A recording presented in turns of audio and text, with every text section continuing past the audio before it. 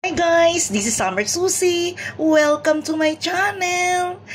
Ngayon guys, magluluto lang ako ng napakasimpleng sopas. So, may idea ba kayo guys? Charan! Gagawa tayo guys ng sopas nga naman. Sopas, ganon. Basta lagyan natin guys ng chicken. Ayan, minarinate ko na to kahapon guys. So, mag-i-start na ako guys maghiwa ng ating mga ingredients, okay?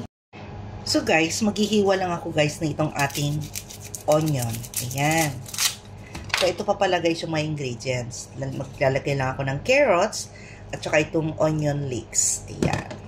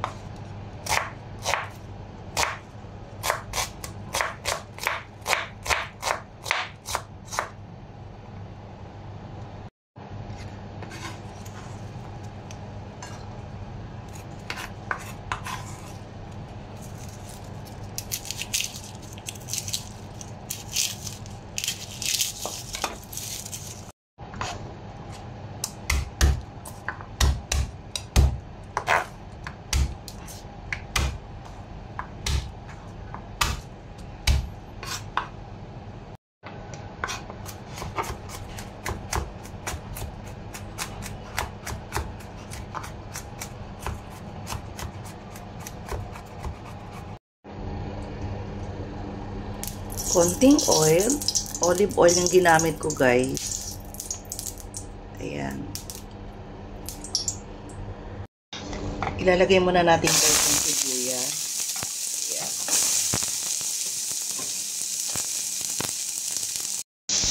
And then garlic.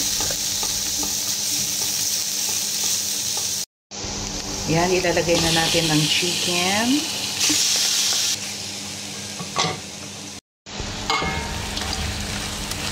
Ayan. Igigisa lang natin ito guys sa sarili niyang oil. Ayan, nagpuproduce na nga siya guys. So. Natin guys. Oh my. Hindi ka nang masunog guys. But it's alright. Para medyo. Ayan. Konting-konting. So, ito na yung mga ingredients. Hiniwa ko ng ganito yung ating green onion or yung onion leeks. Tapos, ito yung hiwa ko ng ating carrots. Tapos, meron tayong gatas. Rainbow lang ginamit ko.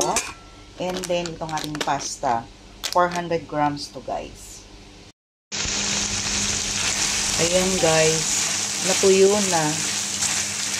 So, medyo luto na tong manok. Lalagyan ko na ng maraming water. So, bali mga 1 liter yung nalagay kong water. O, diba?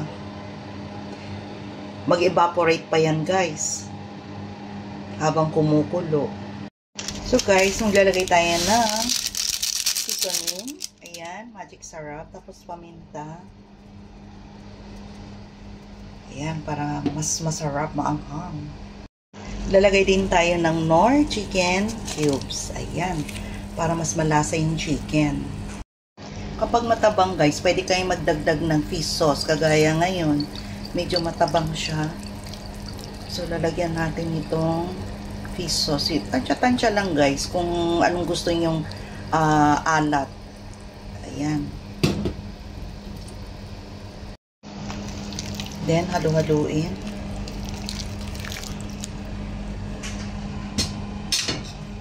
Tikman natin.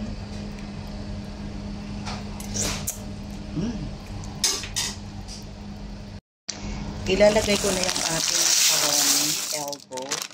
Ito yung nabili kong maliit.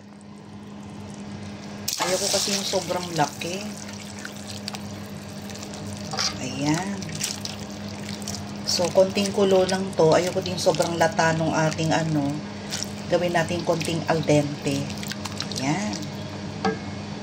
Maya-maya, ilalagay ko na rin yung carrots.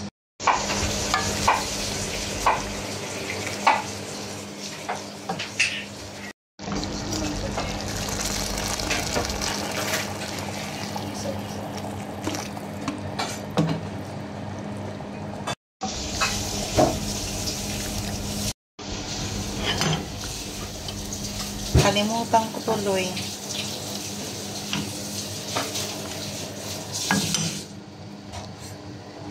So guys, inahaon ko na ito sa apoy. So ilalagay na natin ng huli yung gatas. Ayan. Kasi pag ilalagay natin yung gatas na ano, magkukulo siya, parang iba yung magiging lasa, mag-evaporate na yung lasa ng gatas. So, ganyan lang siya, guys. O, diba? Oh my, can't wait to taste. So, guys, don't forget to like, share, and subscribe my YouTube channel, Summer Susie. Bye, guys. See you in my next vlog. Bye!